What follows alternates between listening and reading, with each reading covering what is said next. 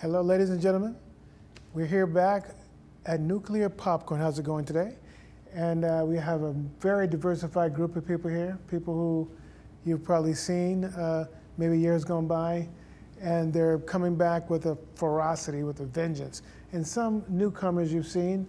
First of all, we're going to start with the amazing Tatyana Davidov. She's a web princess designer, and she's here to make sure you know that she's flipped the script and she's doing PR work as well as other undertakings. And next we have RACQUEL Montes, producer, actress, designer, and I think a little bit of, and a lot of acting and dancing. Yes. Yeah, definitely. Cool, wow. And then we have Mr. Rodney Allen Rippy. You probably remember him as a little child. I always say he was the first Arnold, but he had the big gigantic afro. He kind of put Jack in the Box on the map, really. You know, I mean, he was making some serious bucks. Probably still is, but he was a household name. Let nobody fool you. And then we have the man, Mr. Lazarus GUIDRY. Many of you have seen him in the Straight Outta Compton movie.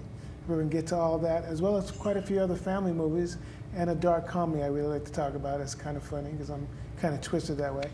I just want you guys to say hi to Rodney's dog. There you go. Hello, Nuclear Popcorn.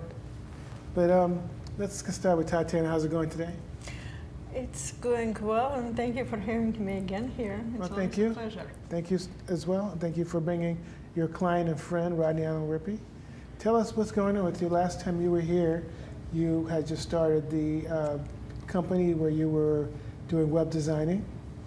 Yes, I'm a certified web design expert, and I freelance for Wix, and it gives me a lot of unique opportunities to help people like yourselves and practically anybody who has small business to put their name on the web, to put their brand on the web.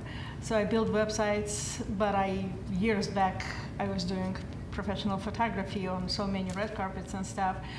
And because I so much love networking, it's kind of made sense to put everything together under one umbrella of Davidov Public Relations. Mm-hmm. And offer public relations, promote people to get their name out there, and if they need headshots, we have somebody who can help them. If they need website, we can do that too. So we're very thrilled, and I'm very thrilled that we are consulting Rodney Allen Rippy on his journey. Cool. So that's an honor. Yeah, well, we're here to help you with that endeavor and you. also to educate people, because you're also an educator. Thank you so much for coming back. We'll Thank get you. back with you a little later. Sure. And we have the remarkably attractive RACQUEL Montes with the cold-blooded superstar name. That sounds like an acting name. It is an acting name. Because you're an actress. I am an actress, yes. When your parents named you, did they have that in mind? I'm pretty sure they did. Otherwise, why they will create that beautiful name? It's really good, yes. I will ask my mom. I never asked her. I will do that. Yeah, you should do that. Thank her. Yeah. Are they in the business as well? No, they're not. No. So now you're so diversified in the in entertainment, from choreography, acting, dancing, and you have a touch of producing as well, don't you? Yes, on stage, yeah, as choreographer. Now, is your acting also as diversified as your talents? Is it theater, TV, web series, etc.? Yes, correct. Yeah, that's correct, yes. I've been acting for a while with Bobby Chance. Right now, currently, I go on stage 3 times a week with her. And there's a few projects that are coming up that I cannot talk much about it, but it's a webnet, a TV show, and a possibly movie for next year. Oh, cool. Yes. So since you can't tell us about right now definitively, could you give us either a hint or something that we've seen you in kind of recently? Well, we're writing, we need to come together, the actors and actresses that we're gonna do the webnet. And we need to start developing the persona, the character, we need to write down the script, and then we're gonna start making it happen. So it's not solid yet, it's something that we are building up as a team all together. And it will come up soon. It's something fun, it's a comedy, very funny comedy, and I really hope, you know, people enjoy it. I'm sure we will. Yes. Could you, let me ask you this, are there any projects that were dear to your heart that you've done? Well, I am a dancer and choreographer. I've been dancing and performing since a very early age. I've been very fortunate in my life. I started dancing when I was 5 years old. Wow. And I've been dancing and performing in Spain. That's where I'm from, Barcelona. Wow. And on stage and theaters. And that's been pretty much my life, being on stage and enjoying and, you know, dancing. Well, we're going to get back to that tip in a little bit. Sure. See, I've always learned, I've learned a technique when you speak with actors and performers. Ask them, is that it? They'll say, yeah. Then you go back 5 minutes later. Oh yeah, there's a project that I almost forgot to tell you. I was hanging out with Obama last week. And I just forgot to tell you that part. So true. Never ends. So we'll be back in a couple of minutes. And here we are with the man, Mr. Lazarus GUIDRY. How's it going, sir? It's going pretty good. Now, speaking of names, that's a cool name. Thank you. Thank you. The first thing I thought is that's a cool name. You almost sound like a gunslinger or a sci-fi priest.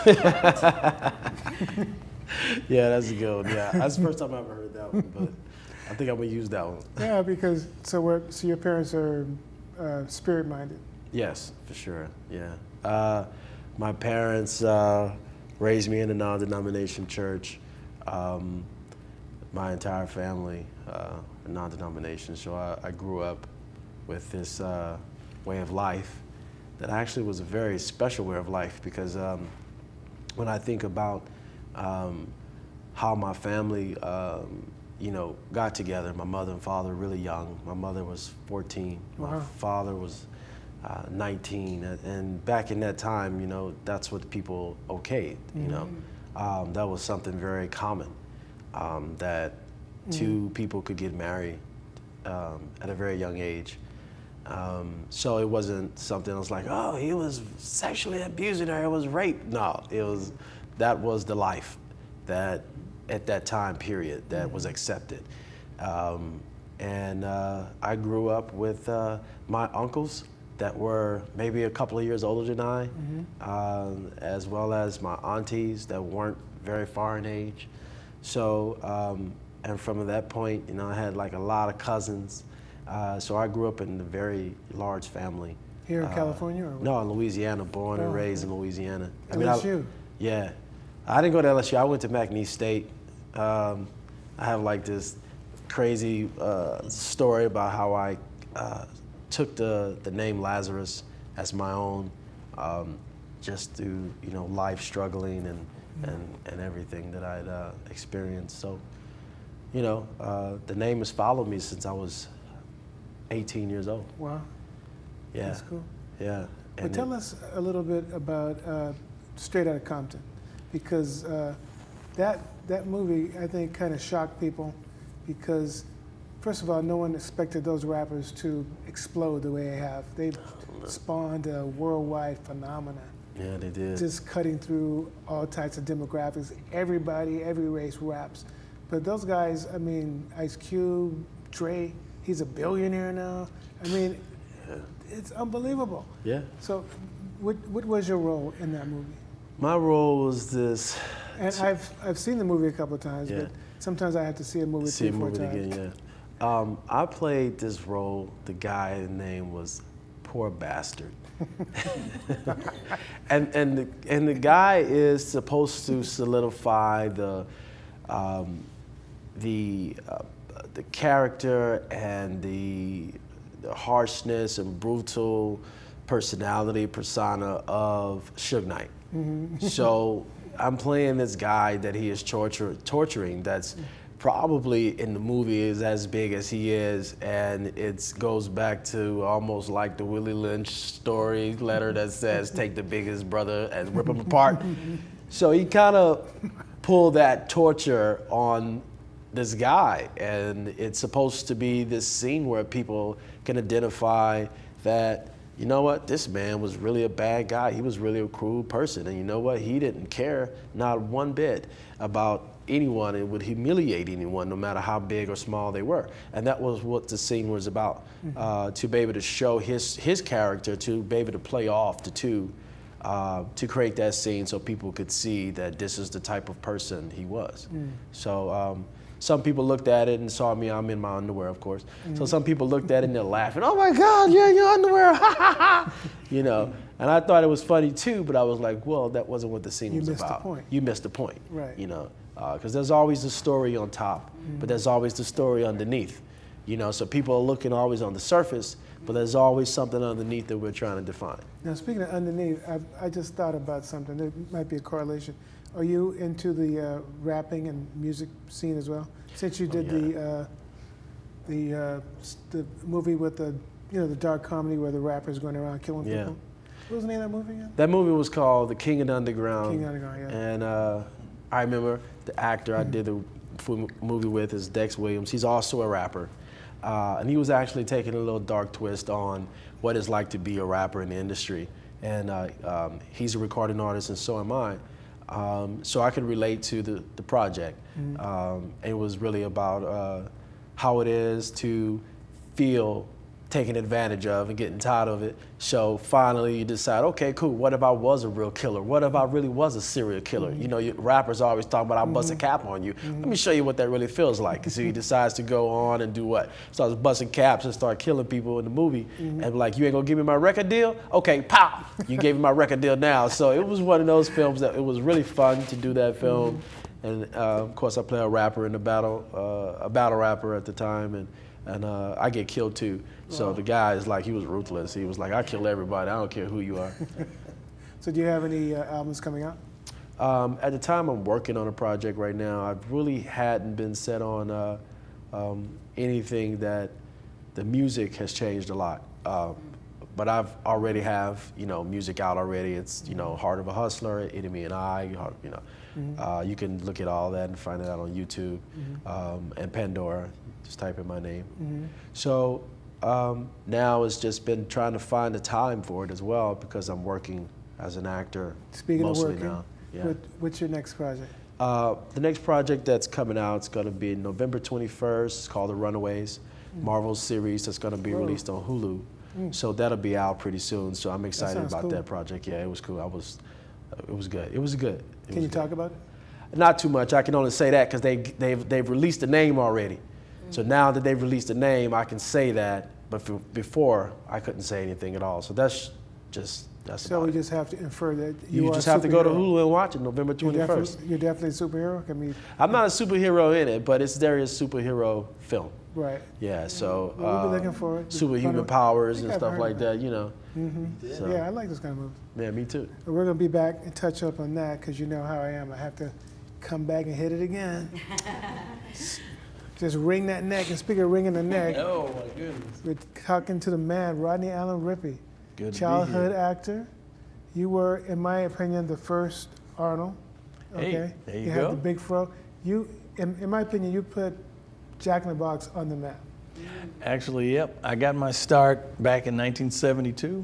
I was a little kid living in Long Beach, California, just a little normal kid in a normal family. And it just happened that one day I was laughing, watching the Little Rascals. And my mom asked me what was so funny, and I pointed out buckwheat. And so my mom said, well, you think you could do that? You think you could be on TV? And I'm like, sure. So That's what I'm talking about. my mom goes to the yellow pages and starts, you know, calling agents, because back in that day they were talent agents. And so some of them were okay, some of them weren't so okay, but we actually found a really great agent. Her name was Dorothy Deotis. She was one of the hottest agents in the whole industry, you know, representing youth. And so she signed me, my sister Beverly Lee, and my brother Kenneth Wayne up. And we all, well, actually my brother and sister were first to get auditions. And my sister landed a commercial. My brother had a couple good auditions. And I was kind of the baby of the bunch, and I was sad because I hadn't gotten a chance. And the call came in for Jack in the Box. They were had a big, huge casting, and they said, you know, the company was actually in trouble. And they were looking for something to pull them out. They wanted a mascot. They needed a kid. They didn't know, boy, girl, black, white, Latino, they didn't care. And so I went in on this huge casting, and thank goodness that was the start of my career. Yeah. Yeah. I just remember seeing the big fro and the little kid. Yep. And everyone was so excited. You hear like the talk of the town, Rodney Allen Rippy. Well, everybody had a fro in the Rodney Allen 70s, Rippy. you know. Yeah. You had a fro in the 70s. Everybody had a fro in the 70s. But I mean, that was the thing, Rodney Allen Rippy. Yeah. That's a good thing. Yeah, it was a good thing. So now, you are, can we say that you are making a comeback or Oh, I've always, have I've you never always been out there? Or, Yeah, I've never left the industry. I mean, I've worked behind the scenes. I had my own production company, and I got into marketing and PR, and so I started working on other people's projects. A colleague of mine, we just did a documentary about arts and education called Rise and Shine. That's airing. That's been airing all throughout Los Angeles and the areas, and Rise and they're Shine. they're talking about getting some distribution for that because it's an education product, and it's teaching schools and administrators the importance of education. And so I also am celebrity spokesperson for a group called Prime Motivation. And Prime Motivation, we go into schools and where they've taken all these vocational programs out of school. They don't have any automotive shop, wood shop, metal shop. They've taken home ec out. You know, young ladies and young men don't even know how to cook anymore because they've taken these valuable skills away from the or students. they should sue you because now they go to Jack in the Box. Hey, well, you know, they could do that. They could do that. But you know, I'm kidding. it's just an awesome time, you know, and just got recently connected up with Tatyana, and so she knows some great people, and so, you know, it's all about the image. It's all about hitting the red carpets. It's about staying current, you know, I'm looking forward to some fun stuff. I'm in the process of writing an autobiography. That's, God willing, I'm planning on dropping that July 29th, 2018. Very cool. And so get ready to get your copy. Now, what about this? Are you? I think I've seen you in a movie or two. Yeah. Well, I mean, I got started, like I said, back in the day, but I mean, I was fortunate enough to work with the greats. You're talking about George Burns, Sammy Davis Jr., Mike Douglas, Dinah Shore, Merv Griffin. Jackson 5. You know, friends with Michael Jackson, rest in peace, Brother Jackson, you know, because those are the type of things. I did the very first American Music Awards with Michael Jackson, Donny Osmond, and Ricky Siegel. Wow. If you go onto YouTube and you type in my name, Rodney Allen Rippy, and then you just put Michael right behind it, you'll see the actual Dick Clark Productions. And, you know, you talking about, those are production people who understood the industry, and they were innovators, and they set the trend where we are right now. So I have a quick question before I put you in the spot. Sure, brother. When you met Arnold, did he body slam you or did you body slam him? You know what? Was it like a suplex? Me and Gary Coleman actually played, and another rest in peace, but you know what? A lot of people don't know. Gary Coleman, we played at the Bicycle Club in a pool tournament, and his team put my team out of the tournament because he was such an incredible shot. Was it really? Oh, Gary Coleman, great guy. You know, and a lot of people, there's so many things that people don't know about, you know, personalities and people in the music industry, athletes and stuff, and it's not all the glitz and glam, it's really the real person. And he was a guy who loved pool, and he was a great player. Cool, cool. Well, we're going to touch on that because we got a little time left. I want to talk to Tatyana real quick, do a drive-by. How did you and Rodney meet? Oh God, it was like about good 6 years ago. There was event at RACQUEL. He's one of the guys who does help starting out actors. Mr. So I was hired there as a photographer, and Rodney was there as a guest speaker. There's a hookup. Yeah, and Networking, boom. yeah. Very cool. We took our picture together after that. I still have it. That's cool. So we always now kept in touch. you're his publicist now? I'm honored to Managing help him out. She's working on some fantastic stuff, and it's I have a team of people who Yes. have various skills and things like that. And like I said, she was speaking about her being a webmaster. It's all about image. It's all about having everything working. And so that's what I'm doing. And you know, I've been pouring a lot into other people. You know, and so now it's time for people to pour a little bit in me. Definitely. That's Makes for sense. sure. That's very for sure. And let's go back to Miss Montez. How's it going? Good. So Very you've, good. you've had a little time to percolate there. So we're gonna ask Let's you see. again, what's going on with you? Because I know sometimes maybe you're not just holding back, but you, because I mean, just that very last show, they're like, I forgot to tell you about my meeting, singing for the president. I forgot to tell you about Gary Busey. I forgot to. So now you've had a little time to percolate and simmer, and you know, what else is happening in your life? Yes, well, the projects that are coming up, I can't say much about it because there's projects, there's nothing solid yet. We're building that up. But for now, I'm, you know, focusing in being an actress. Oh, okay. Well, to give people a more in-depth, inside glimpse into who you are, Okay. what are some of the roles we've seen you at, or some of the theater groups you've been in, some of the choreographic dynamics, or whatever you've been involved in? Well, like I said before, I've been dancing and performing since I was 5 years old in Barcelona, Spain, musical theaters, and 12 years ago I chose to come to Los Angeles to pursue my career. And I opened my own dance studio, There we go. and I'm giving you the juice. I knew it was there. I dance and more juice, perform. that is. Yes, I dance and perform for musical theaters. I've been creating choreographies for them as well, and doing shows and performing in Now, LA. as far as musical theater, where did you get your training? Was it from the same venue with the music and the dance, or was it you got training over here and got training over there? Where would you say you got the bulk of your training to become so diversified? Well, I will say from Spain, Barcelona and Los Angeles, both of it. I've been in college in Barcelona and dancing and studying all the modalities. And then I create my own style, which I call self-expression. It's a little bit of everything. And it works really well with actors and actresses because you can express yourself. You know, as an actor and actress, it's all about expressing and releasing the emotion and putting out there. So dancing really helped that. And it just clicked one day and it was like, oh, I should do something about it. And I create a new style called self-expression. So if somebody were going to start doing self-expression, what would be the first thing they would do?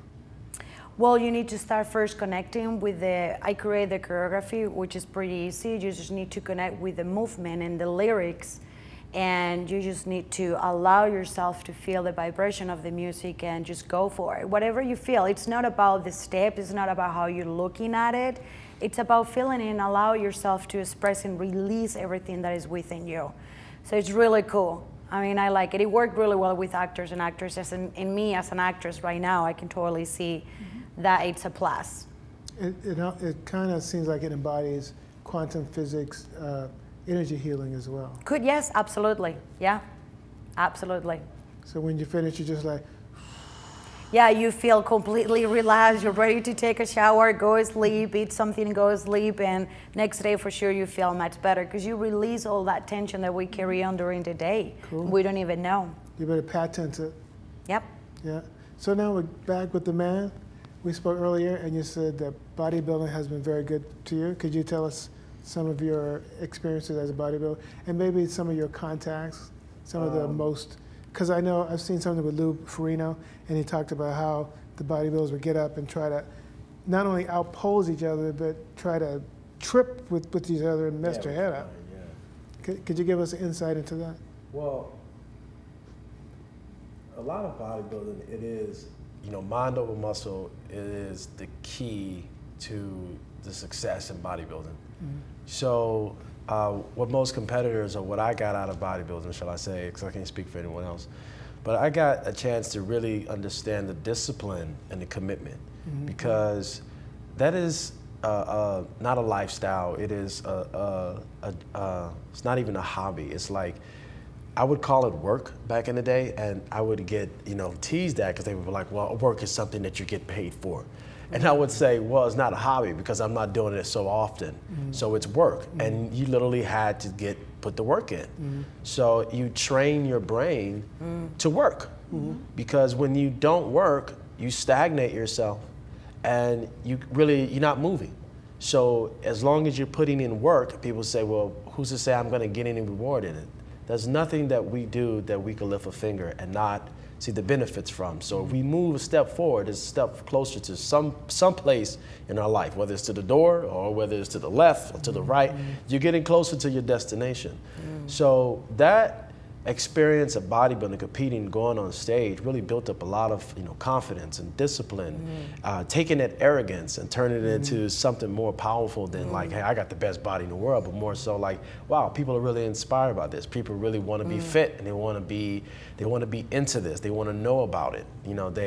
You're giving them something that could take someone with a low self-esteem and build them from nothing into something very positive. So.